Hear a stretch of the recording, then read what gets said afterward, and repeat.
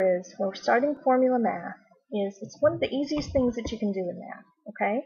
All you have to do is figure out which formula you're using, sort of like your recipe, okay?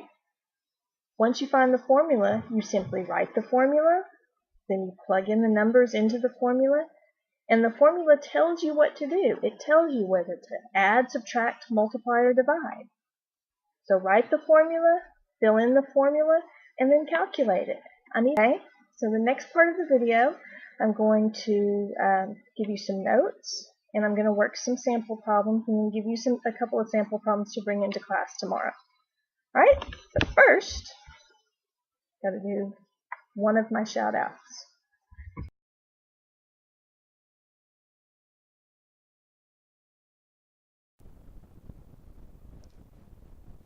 Okay, this lesson is going to be over area of parallelograms. It's actually our first lesson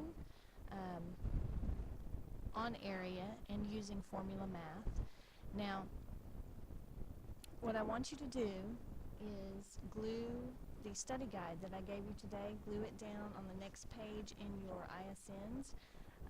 I'm on page 29, you might be on a different page, but glue it down on a tab at the top, because underneath I want you to write your steps for formula math again. We've written these before, but I want you to write them again, okay?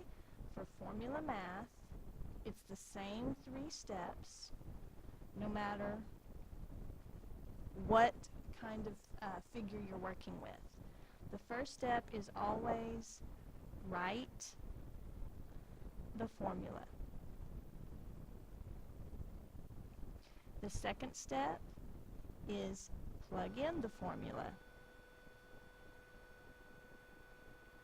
So you find the numbers that go with the variables and you plug it in place of the variables. And the third step is calculate or solve. Okay? The formula tells you what to do. There's really no guesswork here. The formula tells you exactly what you're going to do. Now, we're working with parallelograms today. If you'll look at the top of your study guide, it gives you the formula. Area equals base times height. You guys have been working with that formula since at least the 4th grade, I know, probably sooner. It's just find the base of the parallelogram, find the height, and multiply them together. You can also find this formula on your 7th grade STAR formula charts under area. If you go to the area section, find the rectangle. Let me get that glare off if I can. There's the formula. Area equals base times height. Right here. Okay? All right. So what we're going to do is we're going to work these problems at the bottom of your study guide into a teacher-student column. So come on over to the other side. Give yourselves our same teacher-student column. Okay? The first problem on your study guide gives you a parallelogram that looks like this, with a 5-foot height and a 13.2-foot base. So first step, write the formula. Second step, fill it in. The base is 13.2. The height is 5. Okay?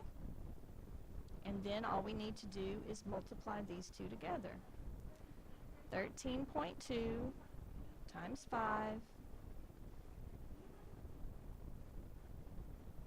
And then where does my decimal go? I've got 1 decimal place in the problem, 1 decimal in my answer. Okay, then I need to add my units. It's feet, and then because we're dealing with a 2-dimensional figure that has both length and width, or base and height, we need to square our units and show that it is a 2-dimensional figure that has length and width. Okay? Let's look at number 2 on the study guide. They've given you this figure that looks something like this. not a very good picture, but it'll do. You have it on your study guides. We've got this height of 4.6 millimeters, and we've got a base of 8 millimeters. Okay, write the formula. Area equals base times height. Fill it in. 8 times 4.6. Now let me point out something else. Does it matter if I put the 4.6 in for the base and the 8 in for the height? It really doesn't matter which one I put in place of where, because we are multiplying, and multiplication has that property called commutative property where order doesn't matter. So really you're just plugging your base and height in either place and multiplying them together. Now I'm going to come down here. 4.6 times 8. This is 32 plus 4 is 36. My decimal, I've got one place in the problem, or excuse me, one number behind the decimal in the problem. I need one number behind the decimal in my answer. And we are in millimeters squared. So these are my answers. I must see these two steps. Write the formula and plug it in. You have to show me those two steps. I want it to look just like mine. When the formulas get more complicated, it's going to be important that you keep the information organized and in formula form. Just do it. Okay? I will win this battle too.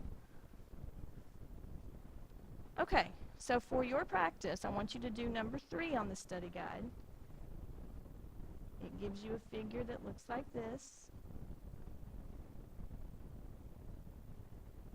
You've got a height of 16 inches and a base of 17. Okay? Write the formula, fill in the formula, and calculate. Okay, bring this problem in with you tomorrow, ready to go. We'll check it, make sure there's no questions, and then we'll do some more work on this in class tomorrow.